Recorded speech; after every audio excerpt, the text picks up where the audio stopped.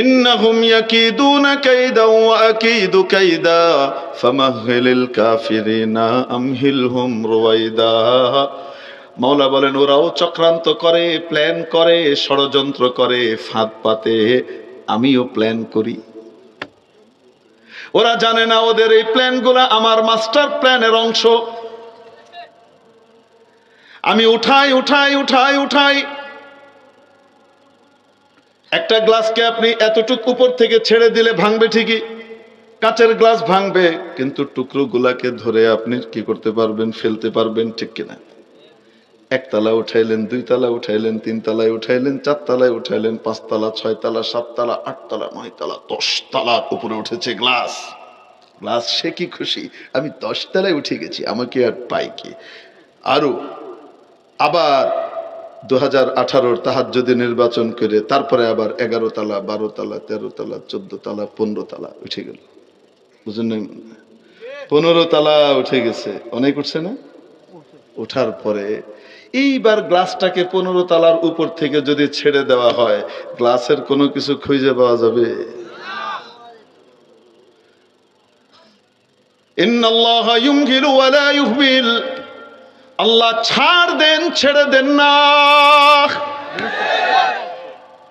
ছাড় দেন, ছেড়ে দেন না। এখন একটা একটা করে বের হইতেছে 2 নম্বর ডিগ্রি, 2 নম্বর পিএইচডি। গাট্টি বাইন্দা পিএইচডির কোনো কাজ আসলো না, দাম হইল না। একে একে সব বের হইতেছে। মেরে মোহতারাম দোস্ত, আজিজ ও বুজুর্গ, উঠাইতে উঠাইতে উঠাইতে উঠাইতে এমন উপরে নিয়ে ছাড়ছে, এখন আর খুঁজে পাওয়া যাচ্ছে না, ঠিক কিনা? কাপ্টার মতো, কাসিমের মতো মাঝে মাঝে এরম করে ফেসবুকের ভিতরে টুনুক করে মাথাটা উঠায় কয়, আগেই ভালো ছিলাম, পুরুক। এই স্বাধীনতা কি চেয়েছিলাম, পুরুক। চট করে ঢুকে পড়বো, বুঝলেন? আরে আপা, আপনি চট করে ঢুকবেন কেন? আমরা লাল গালিচা দিয়ে ইস্তেকবাল করে আপনাকে নিয়ে আসবো। আমরা অপেক্ষার প্রহর গুনছি, কবে আপনি তাশরিফ আনবেন। আমরা সবাই মিলে আপনাকে নিয়ে আসবো। আপনি বানাইছেন না আয়না ঘর, সেগুলো রেডি আছে, আসেন না, আসেন। আপনার খেদমতের জন্য আয়না ঘর অ্যাট ইউর সার্ভিস। আসেন, আয়না ঘর রেডি আছে আপনার জন্য, আসেন। অপেক্ষা করছে আয়না ঘর, আপনার খেদমত করবে। বুঝলেন? মনে হয় আপনাকে চট করে আসতে হবে কেন? আল্লাহ পাক সহি বুঝ দান করেন বলি। ওই যে ওখানে পাঠিয়েছে, বললাম যে প্রবাস জীবনে 10 বছর 15 বছর কাটিয়ে এসেছে, 5 বছর কাটিয়ে এসেছে, একটা টাকা দেশে জমা করে নাই, দেশে পাঠায় নাই। ভিসার মেয়াদ শেষ হয়ে গেছে, এক্সটেনশন হয় নাই, ঘাটটা ধরে পাঠায় দিছে। এখন এখানে আসার পরে সবাই মাথায় তুলে রাখবে। কি বলেন আপনি? কি করবে? হ্যাঁ, আসার পরে কেউ আমার টাকা কই, আমার টাকা কই, আমার টাকা কই, জমি বেচে টাকা দিয়েছিলাম তোর, হেঁটে হেঁটে দে, হেঁটে দে, হেঁটে দে, হেঁটে দে। পাওনাদারের সব লাইন লেগে যাবে, ঠিক কিনা? না দিতে পারলে কেউ আমগো পাওনা দেয় না, টাকা না দিতে পারলে জেলে যা, ফলাফল হইল জেল, ঠিক কিনা? আরেকজন গেছে ওইখানে, যাওয়ার পরে চিন্তা করে এখানে তো অনেক কিছু আছে, সুন্দর সুন্দর জিনিস, আমি তো এগুলার জন্য আসি নাই, আমার তো এখানে ডলার আর পাউন্ড দরকার, ইউরো দরকার। আমি এখানে আসছি আরাম আয়েশের জন্য নয়, আমোদ ফুর্তির জন্য নয়, খেল তামাশার জন্য নয়, আমার প্রতিটা মিনিট অনেক দামি। এজন্য যাওয়ার পরে যখন কোন ইঞ্জিনিয়ার সাহেব, ডাক্তার সাহেব, বড় masters degree holder, PhD degree holder যাওয়ার পরে নিজের সম্মান অনুযায়ী প্রথমেই অনেক সময় চাকরি পায় না। চাকরি না পেলেও থেমে থাকে না, পেট্রোল পাম্পে তেল ভরে, ডিশ ক্লিন করে, ওয়েটারের কাজ করে, বাবুর্চির কাজ করে, যে কোনো কিছু করে আমাকে আর্ন করতে হবে। মান মর্যাদার দিকে তাকায় না। আস্তে আস্তে চলতে চলতে কিছুদিন পরে গিয়ে তার সম্মান অনুযায়ী চাকরি পায়, ঠিক কিনা? তাও বেকার সময় কাটায় না, সময়গুলাকে কাজে লাগায়। ডলার পাউন্ড যা কামায় তা দিয়ে নামমাত্র যতটুকু তার দরকার ততটুকু খরচ করে, বাকি টাকাগুলোকে পাঠিয়ে দেয় বাড়িতে। বাড়িতে টাকাগুলো আসে, তার নামে জমির পর জমি কেনা হচ্ছে, সিলেট শহরের মধ্যে বিশাল মার্কেট কিনে ফেলা হয়েছে তার টাকা দিয়ে, বাড়ি কয়েকটা করে ফেলা হয়েছে, টাকা ওইখান থেকে পাঠায় আর এখানে জমে। সে ওখানে যাওয়ার পরে নিজের বাড়িকে ভুলে না, ওখানে গিয়ে ওখানকার আলো ঝলমলে শহর দেখে পাগল হয়ে মাতোয়ারা হয়ে নিজের টার্গেটকে ভুলে যায় না, ঠিক কিনা? এরকম ব্যক্তি যখন আসবে সিলেট এয়ারপোর্ট পর্যন্ত লাইন লেগে যাবে, ডজনের উপরে গাড়ি যাবে তাকে আনার জন্য, লাগে তো একটা গাড়ি, আনতে যাবে তাকে ডজনের উপরে গাড়ি, গিয়ে মাথায় করে সবাই নিয়ে আসবে, বাড়ি ঘরগুলা দেখতে থাকবে, মার্কেটগুলো থেকে আয় হতে থাকবে, আরামায়েশে জীবন পার করে দিবে, টেরও পাবে না কিভাবে জীবন কাটলো, ঠিক কিনা? মানুষ সবাই সম্মান করে, একজন সমাজের সম্মানিত ব্যক্তি, সকলের বিপদ আপদে পাশে দাঁড়ায়, টাকা পয়সা আছে সকলের জন্য সে করে। একটা পর্যায়ে মানুষজন বলবে কোন হিরোইন চেয়ার বাটপারকে আমরা জনপ্রতিনিধি হিসেবে দেখতে চাই না, আমাদের জনপ্রতিনিধি হিসেবে এমপি সাহেব হিসেবে আমরা আপনাকে দেখতে চাই। সম্মানের সাথে উপরে চলে যাবে, দিন দিন উন্নতি হবে। মুসাফির যেখানেই যাক না কেন তার বাড়িকে কখনো ভুলে যায় না। মুসাফির হার কুজা বাসাদ ওয়াতান রা ইয়াদ মি দারাদ, চুবুলবুল দার কফস মানাদ চমন রা ইয়াদ মি দারাদ, চুবুলবুল দার কফস মানাদ চমন রা ইয়াদ মি দারাদ। মুসাফির যেখানেই থাকুক না কেন, প্রবাস জীবনে যখন কেউ কাটায়, সে তার আবাসকে, তার আসল বাড়িকে ভুলে যায় না, সে তার নিজের বাড়ির ফিকির করতে থাকে। যেমনি ভাবে সোনার খাঁচায়ও যদি বুলবুল পাখিকে আপনি বন্দি করে রেখে দেন, খাঁচাটা সোনার, সকাল বিকাল খাবার দাবার তাকে দেন আপনি, আরামে সবকিছু সে আছে, কোনো কষ্ট তার করা লাগে না। যতই সোনার খাঁচা হোক না কেন, তার মনটা খাঁচায় থাকে না, মনটা পড়ে থাকে তার বাড়ি বাগানে, ঠিক কিনা?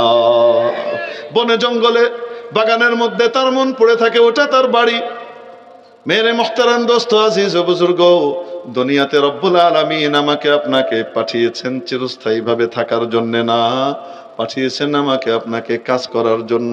আমাদের আসল বাড়ি, যেই বাড়ি থেকে আমরা এসেছি জান্নাত, সেই জান্নাতে আবার ফিরে যাবার জন্য। আমাদের আদি বাড়ি হলো জান্নাত।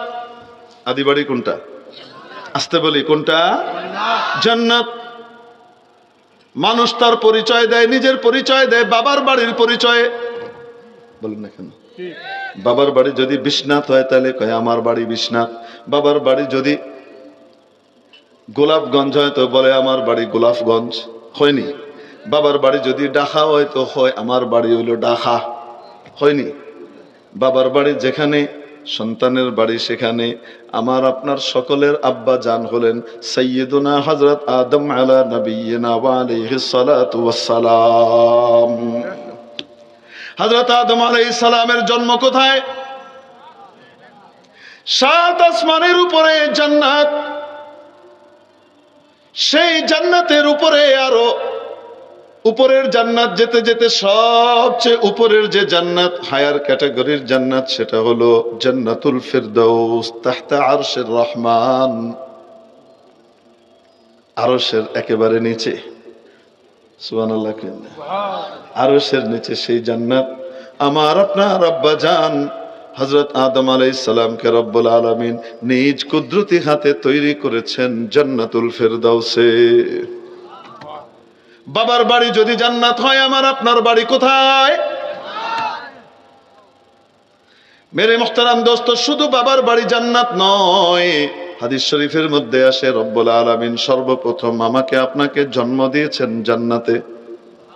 একবার আব্বা জানের পিঠের উপরে আল্লাহ পাক হাত রাখলেন, দক্ষিণ হাত রাখলেন, ডান হাত রাখলেন, দ্যাটস মিন বরকতের স্পর্শ দিলেন। সাদা সাদা সাদা সাদা কি যেন বের হতে লাগলো, ছোট ছোট ছোট ছোট ক্ষুদ্র ক্ষুদ্র, চোখে দেখা যায় না এমন, কিন্তু অনেকগুলা হইলে দেখা যায়। যেমন বালুকণা 10-12টা থাকলে নজরে পড়ে না, হাজার হাজার একসাথে হইলে নজরে পড়ে, ঠিক না? বের হতে হতে হতে হতে পাহাড়ের মতো হয়ে গেল ডান দিক। এরপরে আবার বাম হাত রাখলেন, অর্থাৎ বেবরকতির ছোঁয়া দিলেন। এইবার বের হতে শুরু করলো, কালো কালো কালো কালো কালো বের হতে হতে হতে ডান দিকে যা হয়েছে পাহাড়ের চাইতে পাহাড় বড় বড়, বাম দিকে তার চাইতে কয়েক গুণ বড় পাহাড়ের মতো হয়ে গেল। অবাক বিস্ময়ে হযরত সাইয়্যিদুনা আদম আলাইহিস সালাম লক্ষ্য করেন, এগুলা কি? আমি তো আমার হাতের 3.5 হাত আর আমাদের হাতের 60 হাত, এই 60 হাতের ভিতর থেকে এই পাহাড়ের মতো কি বেরিয়ে, এগুলা বড় বড় পাহাড়, এগুলা কি বেরিয়ে? রব্বুল আলামিন কৌতূহল দমন করে উত্তর দিয়ে দিলেন, যুররিয়াতুকা ইয়া আদম, আদম এগুলো তোমার বাচ্চা কাচ্চা। আয় আল্লাহ, সাদাগুলা এবং কালোগুলা কি? সাদাগুলা কিয়ামতের দিন উজ্জ্বল মুখী হয়ে আসবে, তোমার নীতির উপরে থাকবে, আমার দেওয়া নীতির উপরে থাকবে, পুরস্কার প্রাপ্ত হবে, আবার জান্নাতে আসবে। এরা হলো সাদা। আর যেগুলোকে কালো দেখতে পাচ্ছ, এগুলো হলো আমার দেওয়া নীতি, তোমার নীতির উপরে তারা থাকবে না, নবীর নীতির উপরে থাকবে না, নিজের মন মতো জীবন চালাবে, তারপরে তাদেরকে যেতে হবে আমার শাস্তির জায়গা জাহান্নামে। মওলাই পাক ওখান থেকে বের করলেন, বের করে তারপরে পাঠিয়ে দিলেন রূহ জগতে। রূহ জগৎ থেকে আসলাম মায়ের উদর জগতে, পেটের জগতে, তারপরে আসলাম এখানে বিশ্ব জগতে, এখান থেকে আবার চলে যাব সামনে বারজাখের জগতে, সেখান থেকে যাব হাসরের ময়দানে, ময়দানে মাহশর থেকে যাব ইনশাআল্লাহ নিজের বাবার বাড়ি, চির সুখের বাড়ি, আল্লাহর মেহমান খানা জান্নাতে ইনশাআল্লাহ। আল্লাহ আমাদের কাউকে জাহান্নামী না বানাক, আমিন। তো আমাদের জন্ম বাই বর্ণ আমরা কোথাকার? আরে জান্নাতি। ওখান থেকে এসেছি এখানে প্রবাস জীবন। কেন পাঠিয়েছেন মাওলা? লিয়াবলুয়াকুম আইয়ুকুম আহসানু আমালা, যেন সকলের সামনে পরীক্ষা নিয়ে দেখিয়ে দিতে পারেন, উনি তো জানেনই ফলাফল, সকলকে যেন দেখিয়ে দিতে পারেন যে তোমাদের মধ্যে কে সাকসেসফুল হয়ে আসে, ভালো আমল নিয়ে আসে। এটা করার জন্য এখানে পাঠিয়েছেন। কেউ এসেছে 10 বছরের, কেউ 15, কেউ 20, কেউ 30, কেউ 40, কেউ 50, কেউ 60, কেউ 70, কেউ 90, কেউ 95, কেউ 100, কেউ আরো বেশি ভিসা নিয়ে এখানে এসেছি। কে কয়দিনের ভিসা নিয়ে এসেছি এটা কে জানেন? কাজের জন্য পাঠানো হয়েছে। ওই যে আমেরিকাতে প্রবাস জীবনে যে 2 ভদ্রলোক গেল, একজন ওখানে গিয়ে নাজ নেয়ামত দেখে, ভালো ভালো জিনিস দেখে পাগল হয়ে গেল, তার নিজের বাড়ির কথা সে ভুলে গেল, তার পরিণতি হলো জেলখানা।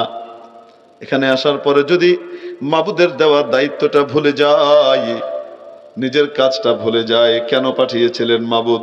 সূরাতুদ দারিয়াতের 56 নম্বর আয়াতে আমাদেরকে জানিয়ে দিয়েছেন, ওয়ামা খালাকতুল জিন্না ওয়াল ইনসা ইল্লা লিয়াবুদুন, জিন এবং ইনসানকে আমি তৈরি করেছি শুধুমাত্র আমি আল্লাহর ইবাদতের জন্য, শুধু আমার ইবাদতের জন্য তৈরি করেছি, অন্য কোনো উদ্দেশ্যে তৈরি করি নাই।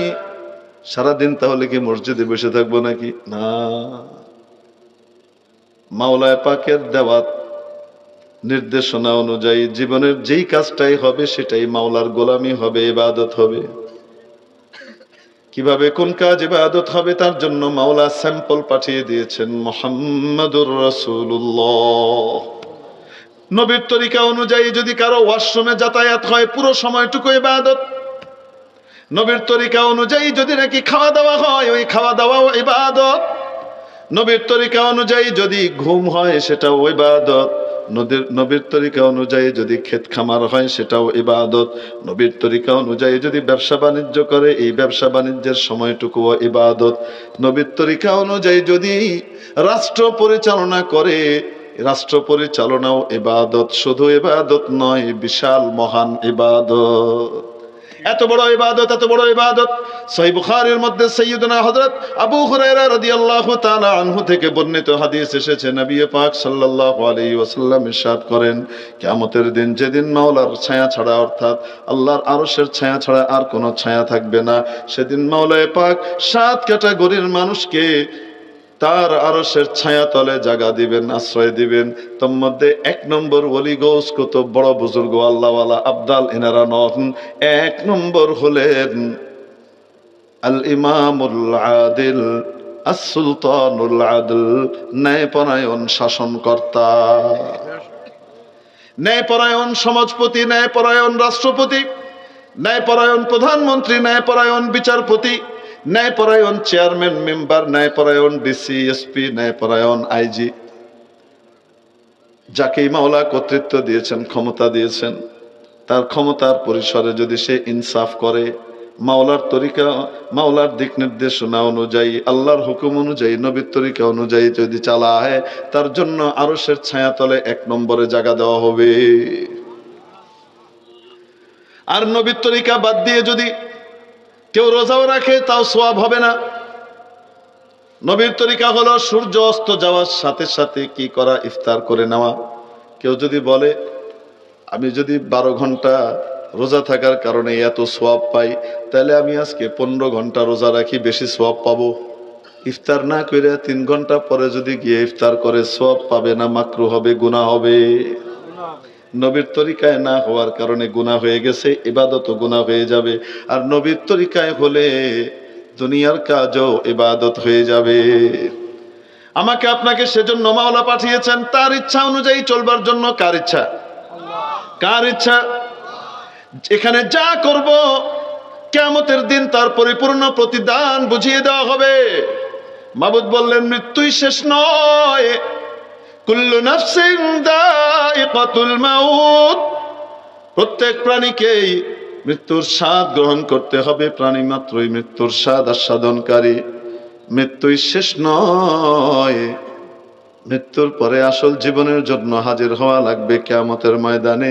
সেদিন দুনিয়াতে কি করেছো না করেছো তার পরিপূর্ণ প্রতিদান কড়ায় গন্ডায় বুঝিয়ে দেয়া হবে। অতএব তোমরা সাকসেস চাও, তোমরা সাফল্য চাও, কেউ ব্যর্থ হতে চাও না দুনিয়াতে। আসল সাফল্য কাকে বলে শুনে নাও।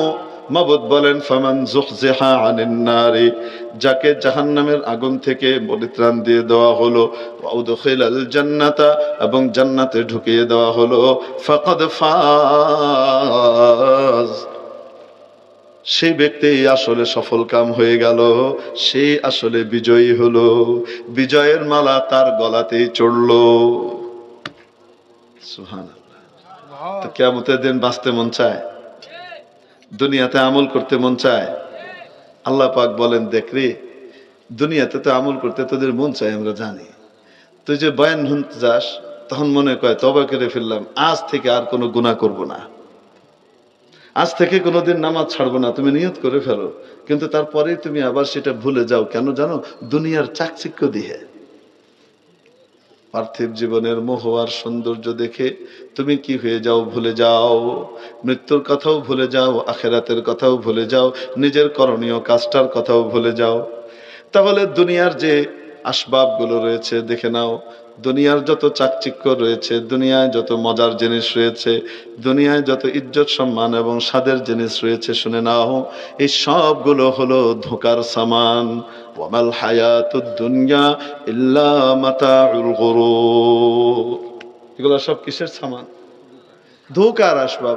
আপনারা এই এলাকাত হয় দুখা হয়নি, দুখা হয়নি, দুখার আসবাব, এগুলো ধোঁকার সামান। ধোঁকা কি? দেখতে যা আসলে তা না। ধোঁকা মানে কি? দেখতে যা আসলে তা না, এটাকে বলে ধোঁকা। এই দুনিয়ার যা কিছু দেখো না, এগুলো দেখতে যা আসলে তা না।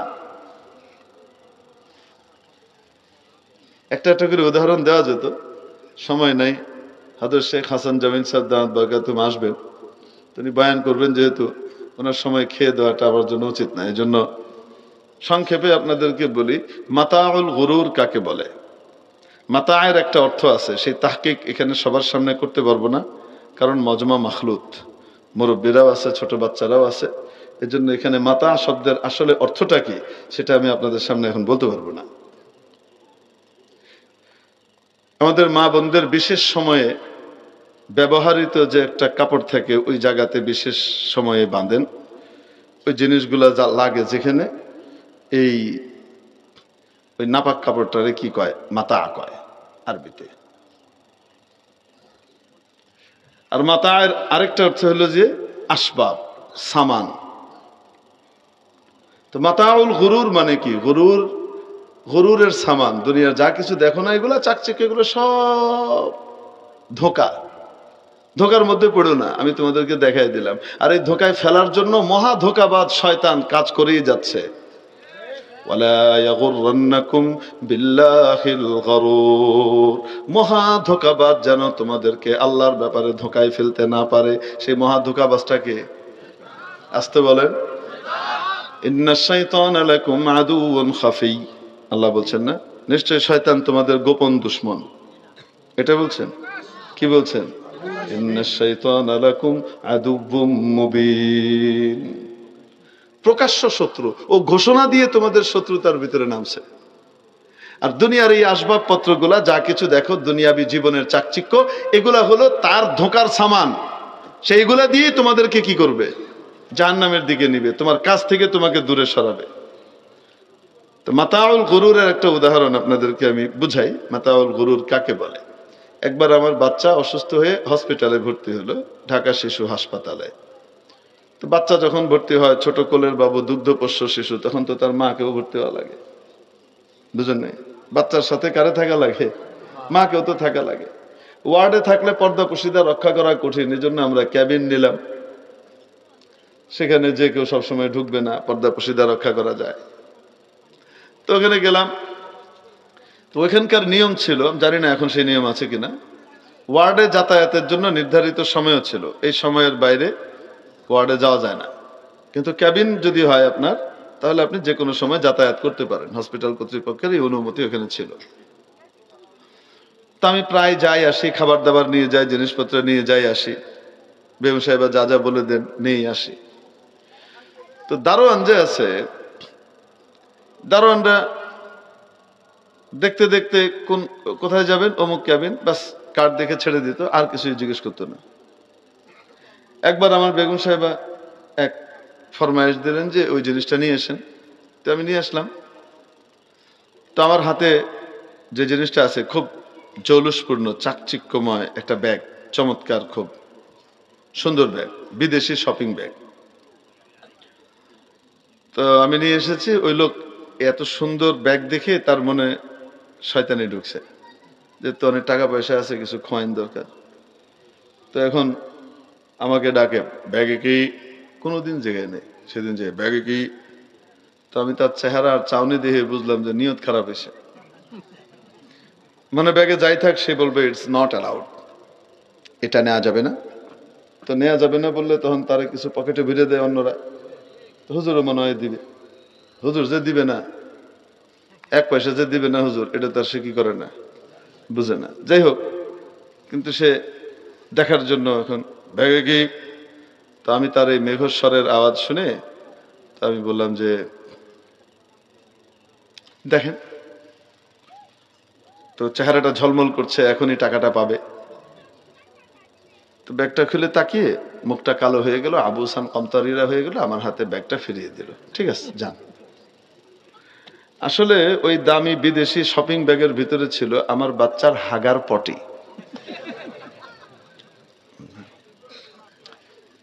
এটা হলো মাতাউল গুরুর। আল্লাহ পাক বলতেছেন, ওয়ামাল হায়াতুদ দুনিয়া, এই যে পার্থিব জীবন যেটার জন্য তুমি পাগল হয়ে গেছো না, এত এত কিছু করো, মাতাউল গুরুর, এগুলোই ধোঁকার আসবাব, কিছুই তোমার না। তোমার তো শুধু ওইটা যেটা তুমি খেয়েছো, তোমার শুধু ওইটা যেটা তুমি ব্যবহার করেছো, তোমার শুধু ওইটা যেটা তুমি আল্লাহর কাছে জমা করে দিছো। ওইখানে গিয়ে তুমি কয়েক হাজার কোটি গুণে বেশি করে পাবা। ওইটা তোমার, এছাড়া কিছুই তোমার না, সব অন্যের। আল্লাহ পাক আমাদেরকে মৃত্যুর স্মরণ করবার এবং শহীদি দরজা পাবার তৌফিক দান করেন।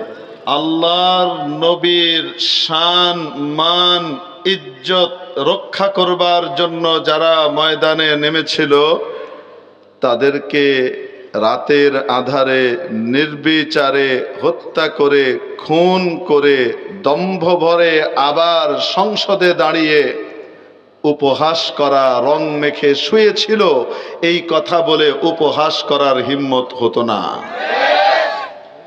যদি মৃত্যুবরণ করতে হবে এই কথার বিশ্বাস থাকতো, তাহলে 2018 সালের ছোট্ট ছোট্ট বাচ্চা এবং বাচ্চারা যে নিরাপদ সড়ক এর আবদারে রাস্তায় নেমেছিল, তাদেরকে নিজের দলীয় কর্মী দিয়ে ধর্ষণ করিয়ে মা বাবার মনে ভীতির সঞ্চার করে আন্দোলন স্তব্ধ করবার পায়তারা কষত না।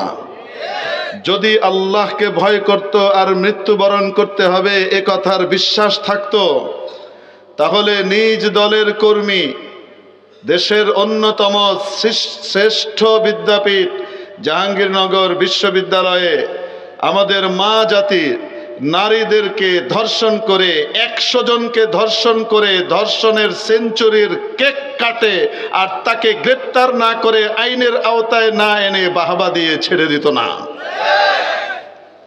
যদি সত্যি বিশ্বাস করত যে মৃত্যুবরণ করতে হবে কোনোদিন, তাহলে গদি রক্ষার জন্য মাত্র 20-22 দিনে 1000, 1500, 2000-এর কাছাকাছি মানুষকে হত্যা করে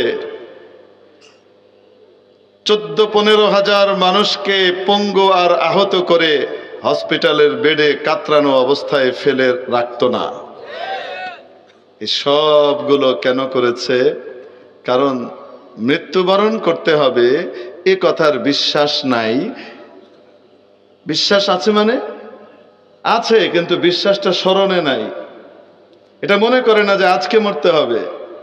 ভাবখানা এই যে আজরাইল আলাইহিস সালামের সাথে একটা চুক্তি হয়ে গেছে অলরেডি, যে 90 বছরের আগে আজরাইল আলাইহিস সালাম আসবেন না, সাক্ষাৎ করবেন না।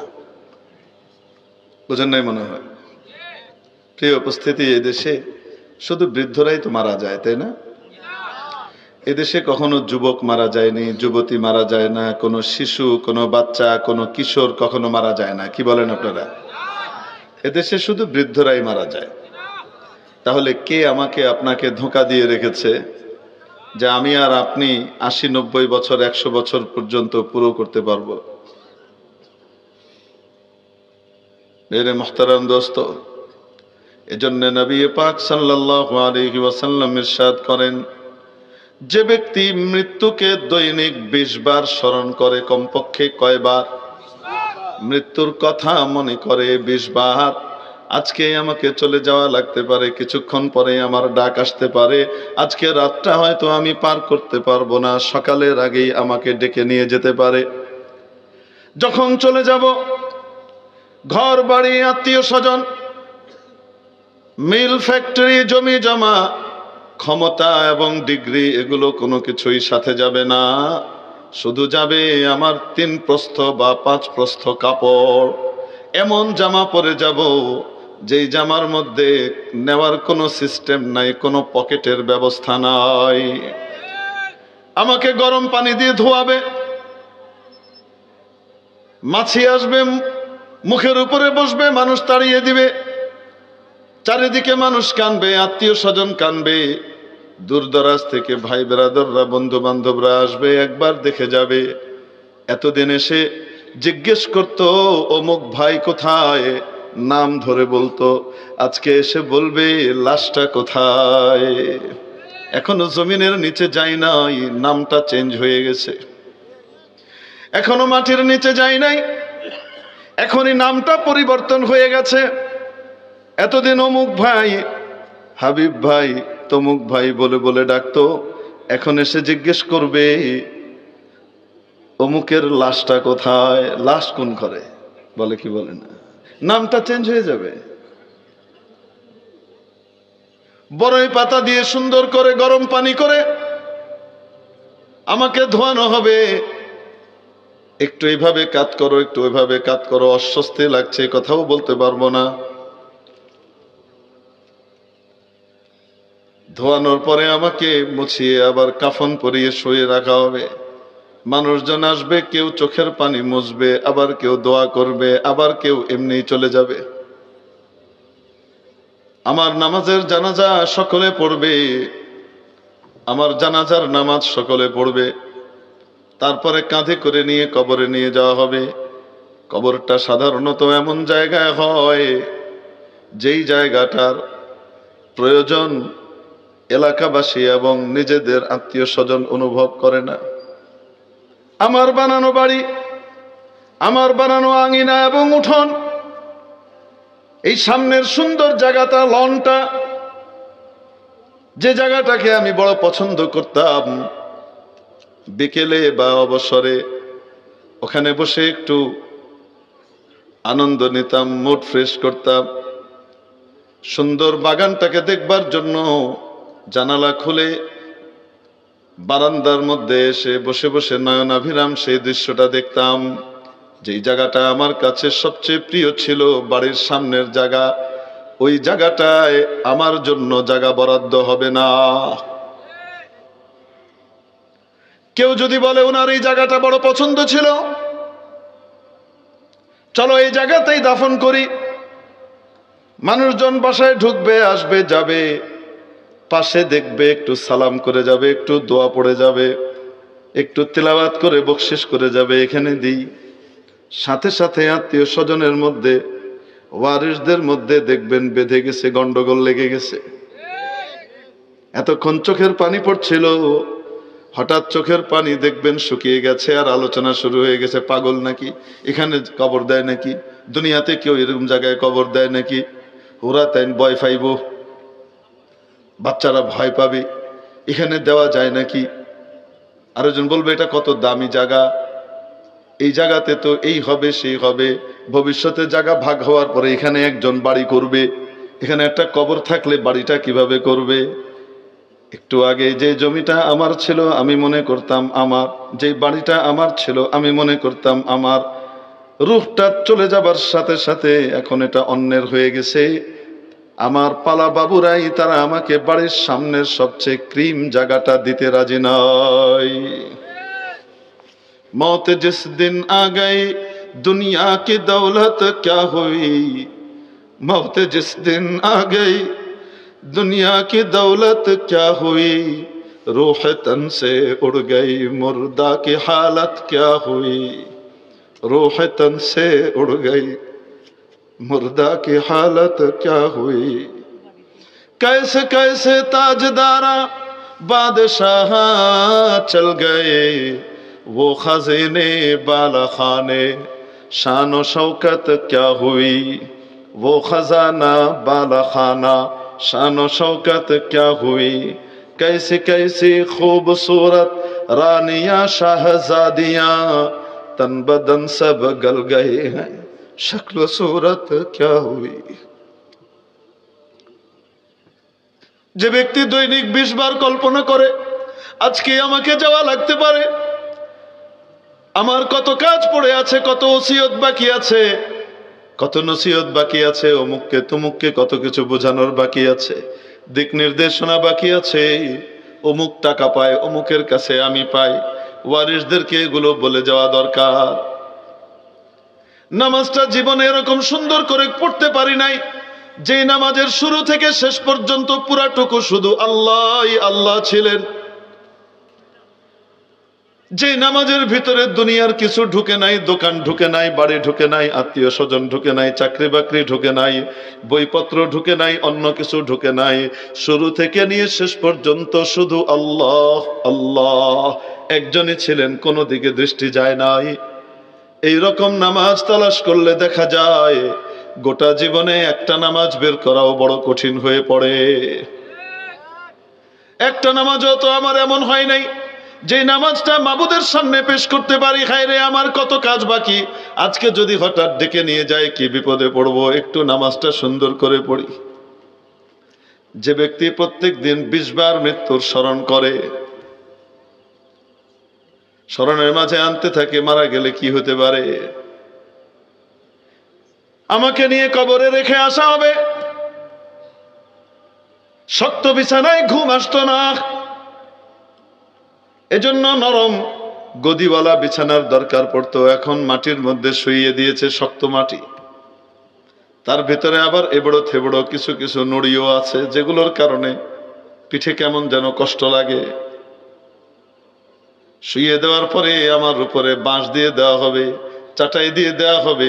এরপরে সকলে মাটি দিয়ে সুন্দর করে লেপে একটু দোয়া করে নিয়ে চলে যাবে।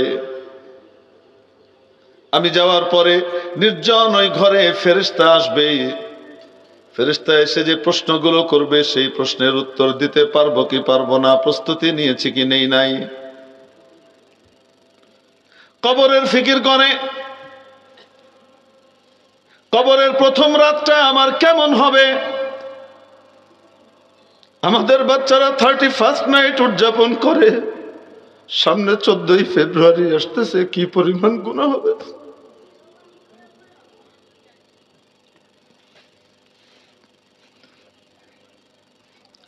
উম্মতের কত মানুষের সতীত্ব যাবে, কত মানুষ জিনার কাজের ভিতরে লেগে যাবে। বাঁচানোর জন্য কোন রকমের ব্যবস্থাপনা আমরা নিয়েছি কিনা আমাদের কোনো হিসাব নাই। আজকে যদি নবী মুহাম্মদুর রাসূলুল্লাহ সাল্লাল্লাহু আলাইহি ওয়াসাল্লাম জিন্দা থাকতেন, উম্মতের এই অবস্থা দেখতেন, কেমন অস্থির হতেন। মেরে মুহতারাম দোস্ত, কত মানুষের জীবন যাবে, ঈমান যাবে, কত জনের জীবনের সবচেয়ে দামি সম্পদটা নষ্ট হবে, কতজন মাওলাকে নারাজ করবে। যদি একটু চিন্তা করতে হয়, রে অ্যাক্সিডেন্ট হয়ে তো যে কোনো সময় মারা যেতে পারি। যে রাতটা বড় আনন্দে কাটাবার নিয়ত করেছিলাম, সে রাতটা আমি কবরের মধ্যে, আমার পাশে আর কেউ নাই, কেউ আসে না, কেমন রাতটা হবে আমার। 31st নাইট উদযাপন করবার জন্য মানুষ কত প্রস্তুতি নেয়। যদি একটু ভাবতো কবরের ফার্স্ট নাইটটা আমার কেমন হবে, খোদার কসম কখনোই সমস্ত কাজে লাগতো না।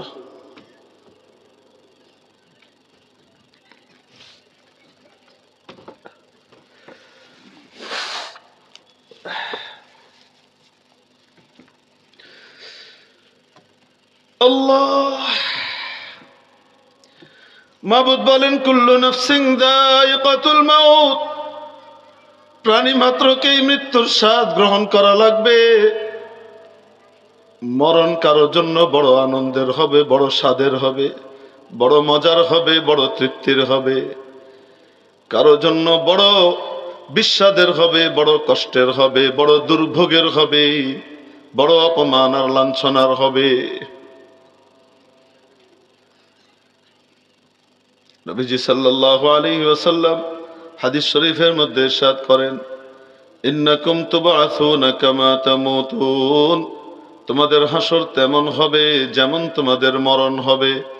ওয়া ইন্নাকুম তামুতুনা কামা তাঈশুন, মরণটাও তেমন হবে জীবনটা যেমন হবে। জীবনটা যদি নেককারের হয়, মরণটা নেককারের হবে, হাসরটাও নেককারের হবে। জীবন যদি আল্লাহর নাফরমানের হয়, বদকারের হয়, মরণটাও তেমন হবে, হাসরটাও বড় ভয়ঙ্কর হবে। রব্বুল আলামিন দ্বিতীয় কথা ইরশাদ করলেন,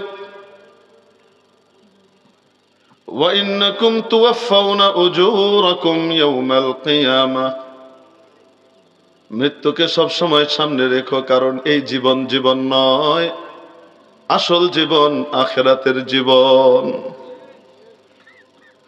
যেই জীবনের এক মুহূর্ত, এক মিনিটের নিশ্চয়তা নাই, সে জীবন আবার কিসের জীবন? জীবন তো সেটাই যেটার শুরু আছে শেষ নাই। খালিদিনা ফিহা, চিরকাল থাকবে, কোনোদিন মরণ আসবে না। তাহলে দুনিয়াতে কেন পাঠানো হলো? পাঠানো হয়েছে কাজ করার জন্য।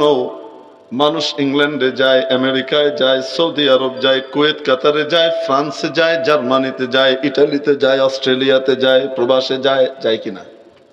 প্রবাসে যায়। কেন যায়? ওখানে যাওয়ার পরে যদি কোনো ব্যক্তি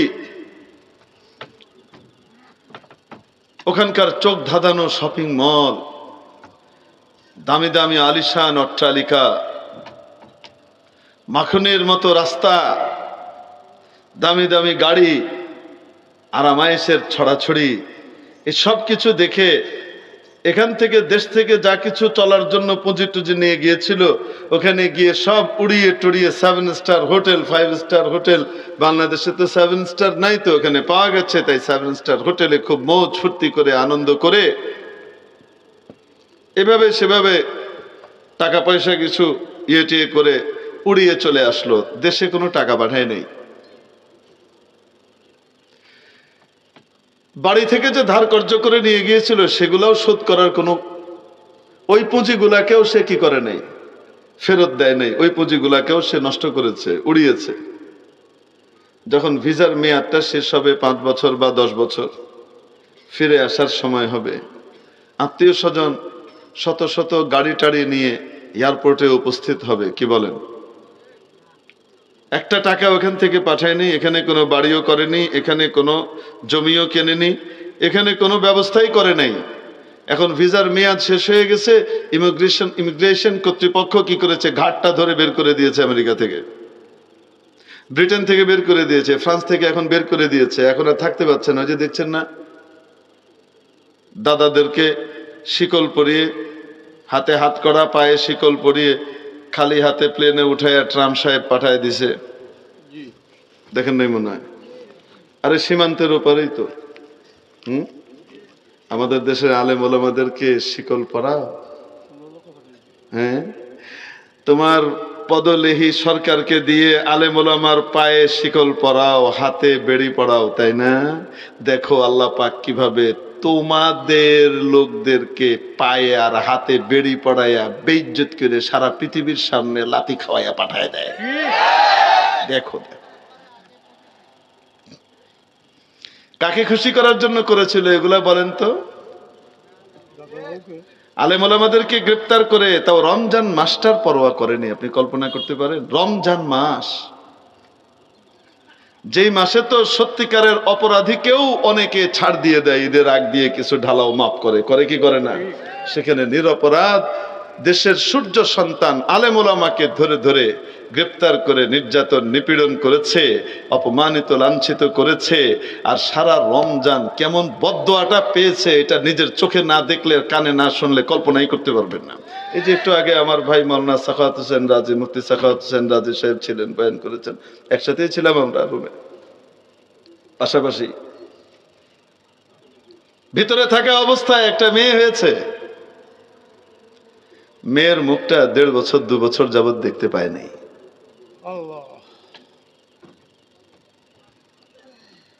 বাবা মারা গেছে, মা মারা গেছে, আত্মীয় স্বজন মারা গেছে, শেষ দেখাটা দেখতে পায় নাই।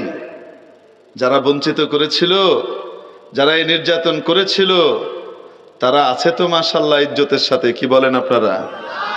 বাটি চালান দিয়ে খুঁজে পাওয়া যাচ্ছে না।